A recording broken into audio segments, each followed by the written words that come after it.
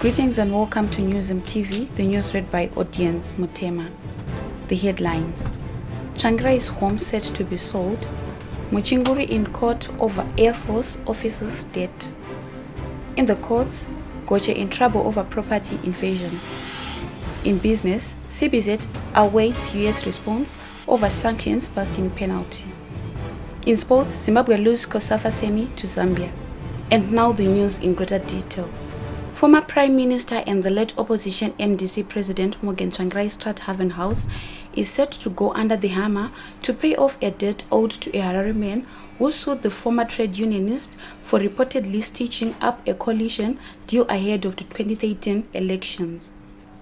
Tsvangirai's lawyers, led by Innocent Shagonda, who are also acting as the executor of his estate, have settled out of court with more precision Muzadzi, who in a High Court application demanded $204,000 for his role in the political deal. The settlement was reached after the High Court granted an order by consent between the two parties. In his founding affidavit, Muzadzi alleged that in January 2013, Tsvangirai agreed to engage him and his partner Kisinoti Mukwaje to negotiate with opposition party leaders not to contest the 2013 Zimbabwe general elections but support the now-late leader's presidential bid. The two reportedly agreed, leading to the establishment of a coalition known as One Zimbabwe.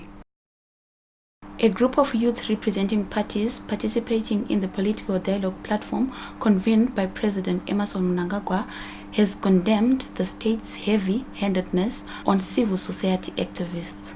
The youth told journalists in Harare Thursday that they were against the wanton arrest of human rights defenders. We do not tolerate brutality, as I said earlier, or violation of human rights. Torture is very bad. It's something that we do not like. If there are forms of brutality and violation of human rights as civic society, as youths in these dialogue processes, we are against that.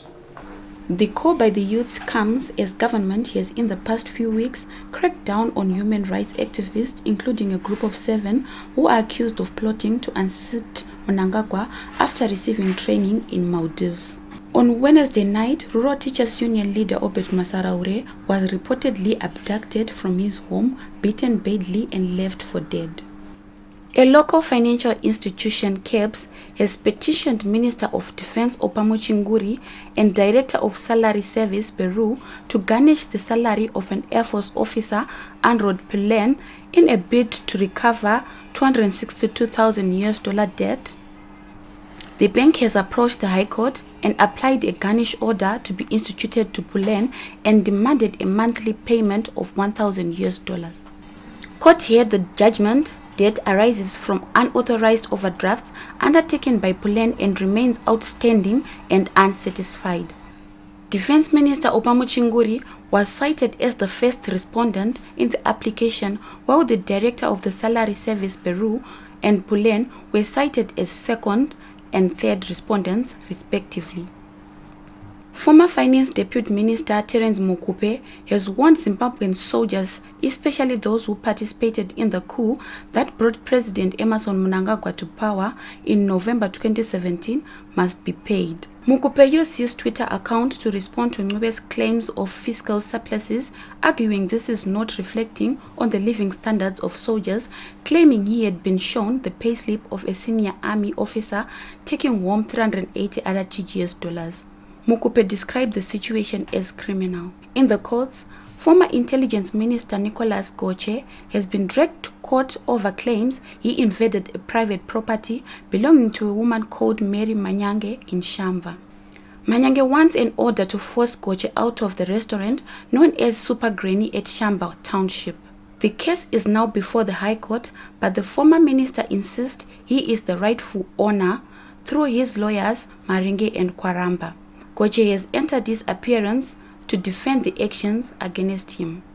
In business, the Commercial Bank of Zimbabwe (CBZ) is awaiting a response from the United States Treasury Office of Foreign Assets Control (OFAC) over the status of $385 million payout, which was placed on the financial institution for breaking sanctions at the time imposed on ZB Bank by USA.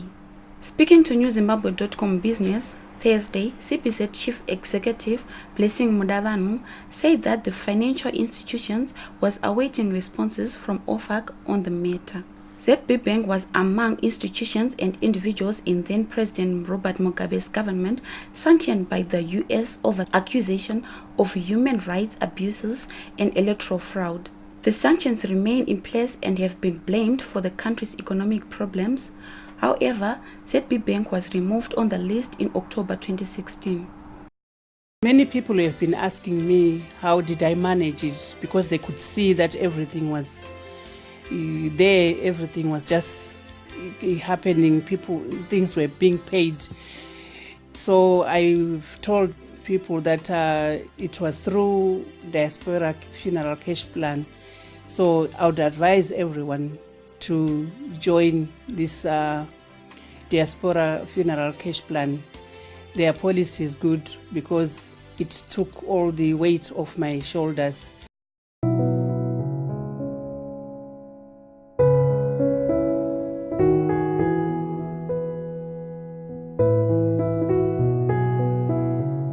In sports, defending COSAFA Cup champions and AFCON-bound Zimbabwe lost a semi-final shootout 4-2 against rivals Zambia, beating defending champions Zimbabwe 4-2 on Wednesday night at Moses Mabhida Stadium in Durban, South Africa.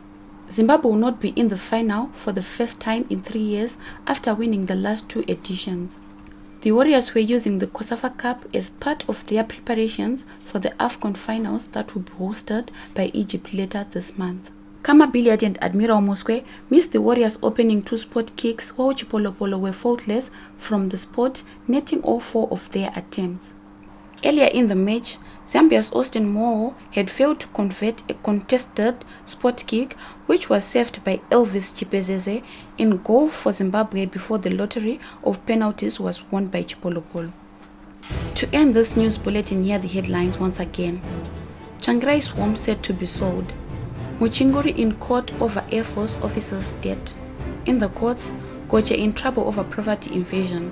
In business, CBZ awaits US response over sanctions busting penalty. In sports, Zimbabwe loses COSAFA semi to Zambia. For this and more stories, please log on to www.newzimbabwe.com and our YouTube channel NewzimTV.